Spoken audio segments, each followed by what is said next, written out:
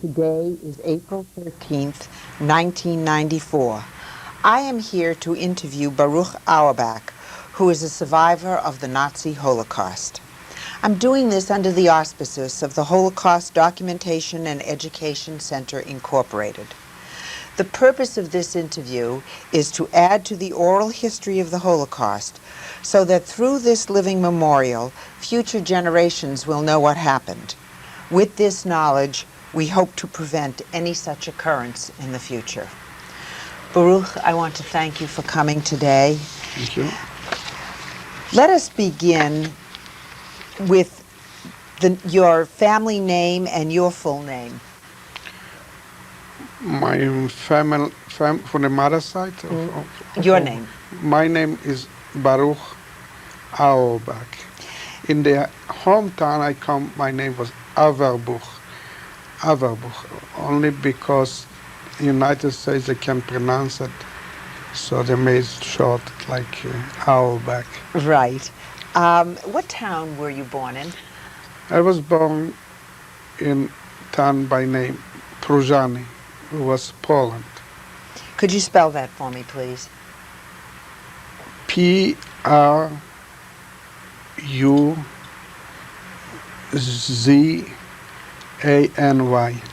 And what year were you born?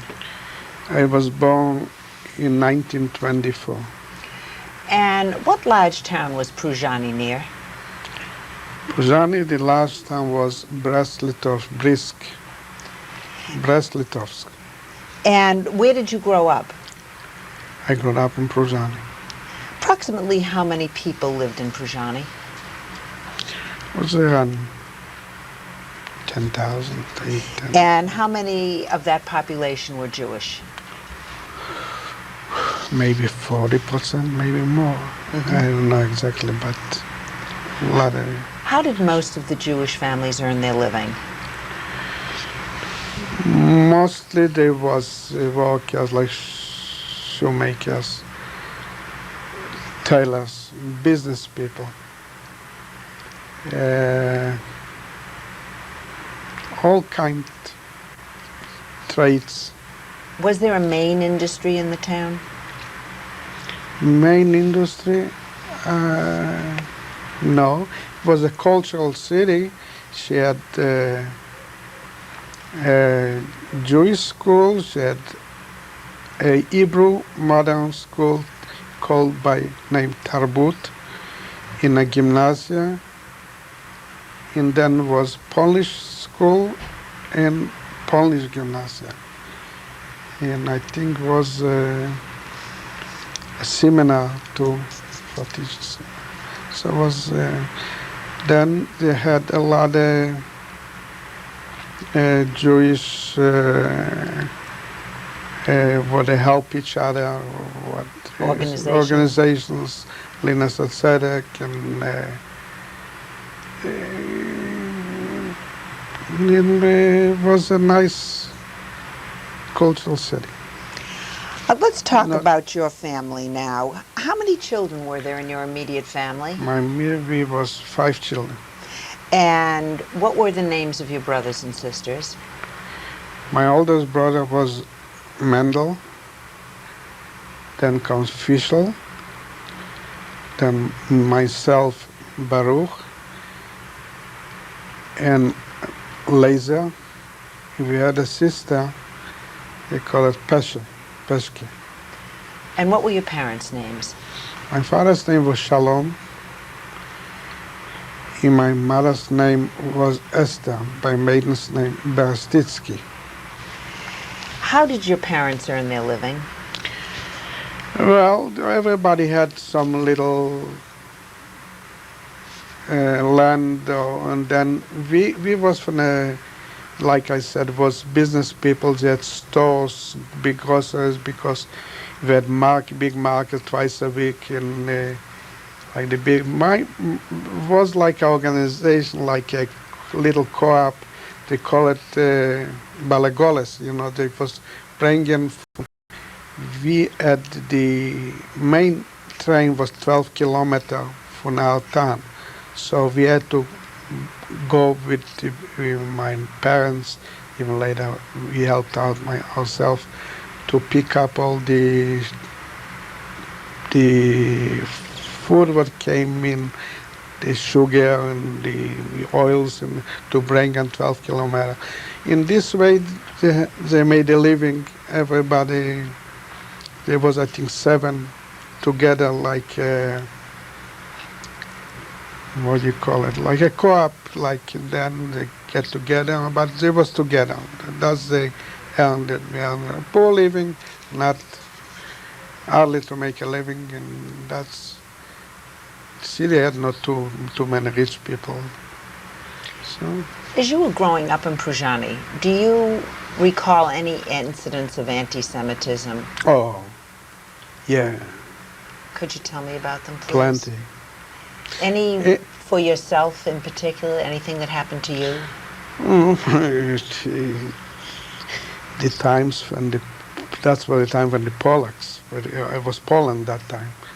You couldn't even walk the streets every day. By lately around 38, 37, 38, when antisemitism was big, you couldn't, without a fight, we had a push, we had to go out there. If you walked out of town for a game, they call it soccer game, football or something, you had to fight, they attack you. But we had a very strong youth, and we could fight them back, and we always fight back with them, but it was impossible to live. What about before 1937, when you were younger? Were there any incidents of anti-Semitism at that time? Since I remember, was anti-Semitism, but by the end, I got getting older, it was the impossible. If you want to go to the movies at night, you know you're going to get attacked, you're going to have to fight them. And anywhere you go, you can feel it, you can see it, you can, the hatred. Even was a time that I went evening schools. I had Hebrew education. I went to Hebrew school since I was small.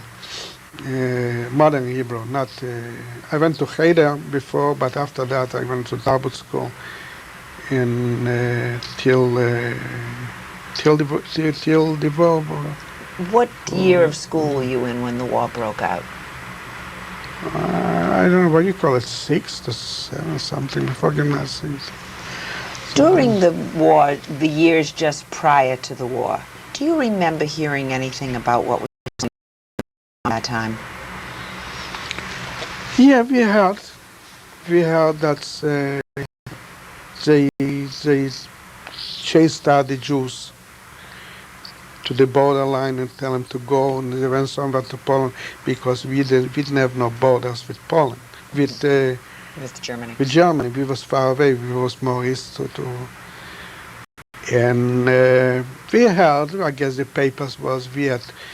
I'll see there are 2 papers. The one they call it the Zionist paper. We called it the Prusiner Stimme, and the other one was from the Bund, from the Jewish. It was the Prusiner 11.